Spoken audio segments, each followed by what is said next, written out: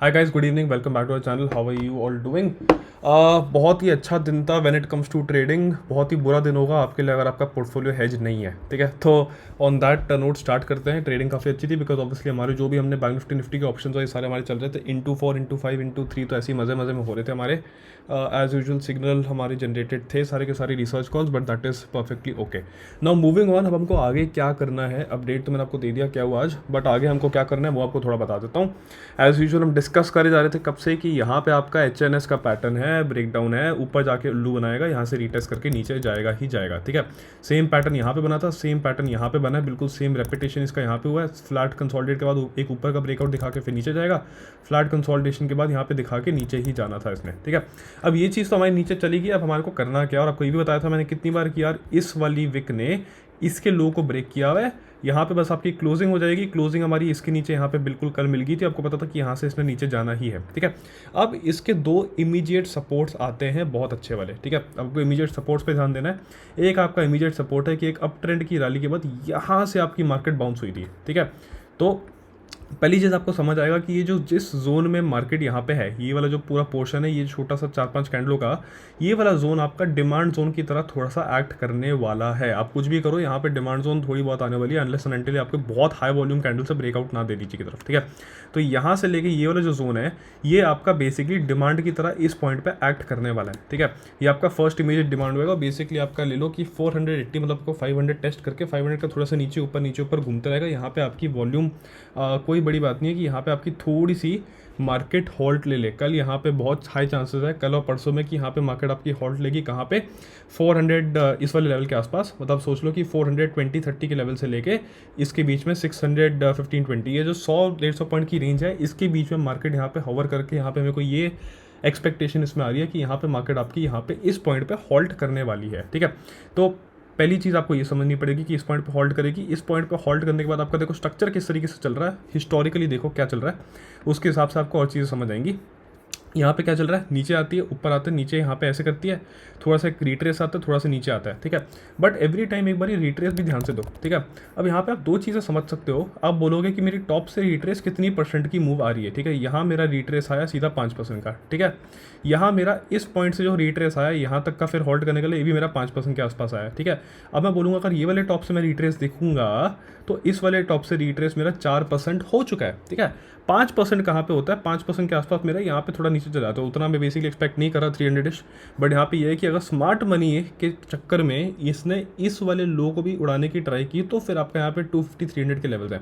तो यहाँ पे आपको ये समझना पड़ेगा कि मार्केट होल्ड करेगी, बट यहाँ पे मार्केट अगर होल्ड करेगी, आपके पास ज़्यादा रेंज नहीं है।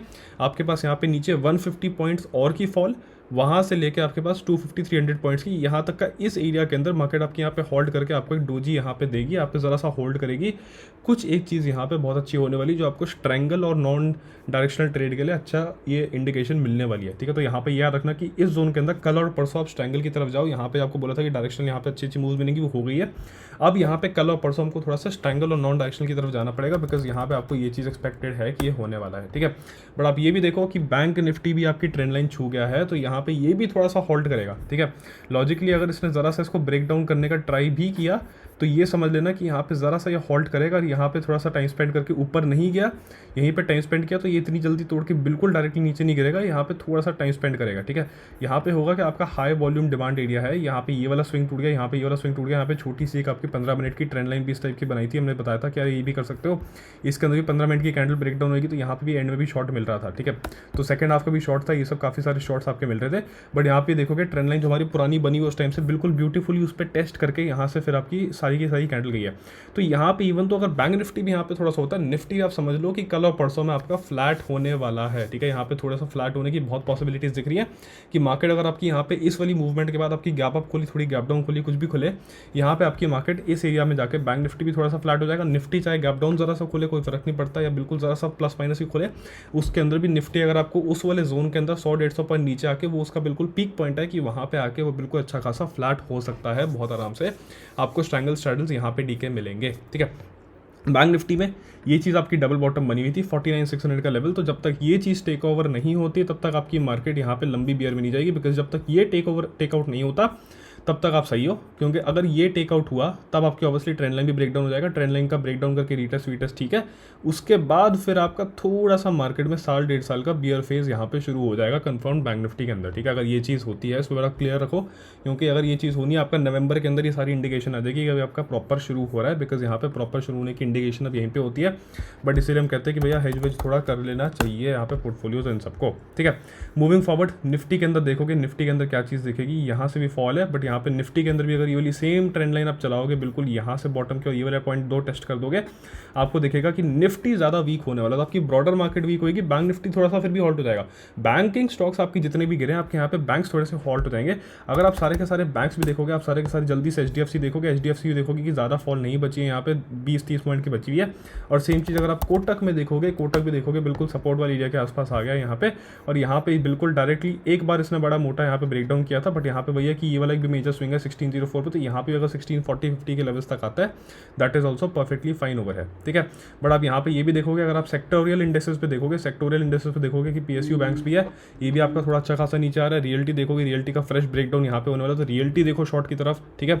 अब यहाँ पे आप ऑटो देखोगे, ऑटो में बताया था कल टाटा मोटर्स पे हमने इंट्राडे का शॉर्ट किया था, वहाँ 10-15 पॉइंट आए थे। आप ऐसी चीज़ें देखो, आपको बेसिकली दिख रहा है कि जो सेक्टर्स आपके वीक जा रहे हैं कि यहाँ पे ये इस वाली वीक एरिया में आ गया, वीक एरिया को टेस्ट करने थोड़ा सा नीचे जाएगा, तो हो सकता है ऑटो में आपको थोड़ा और पेंच मिल जाए। तो इस तरीके से आपको थोड़े से यहाँ पे इंडाइसेस देख के भी करना पड़ेगा। अगर आप इंट्राडे इक्विटी और ये सारी कर रहे हो, फ्रेश बाइंग के लिए तो मैं अभी नहीं जाऊँगा यहाँ पे, तब से बता रहा हूँ कि यहाँ पे फ्रेश बाइंग अभी नहीं करनी है। हम यहाँ पे इक्विटीज़ में कोई फ्रेश बाइंग भी नहीं करा रही, ये सब चीज़ें हैं। बट इस तरीके से आपको ये थोड़ी बहुत चीज़ें हैं जो ध्यान रखनी है मार्केट में before you actually go and trade for tomorrow and day after, ठीक है। So with that note I end the video. Thank you guys for watching, see you, bye bye, take care.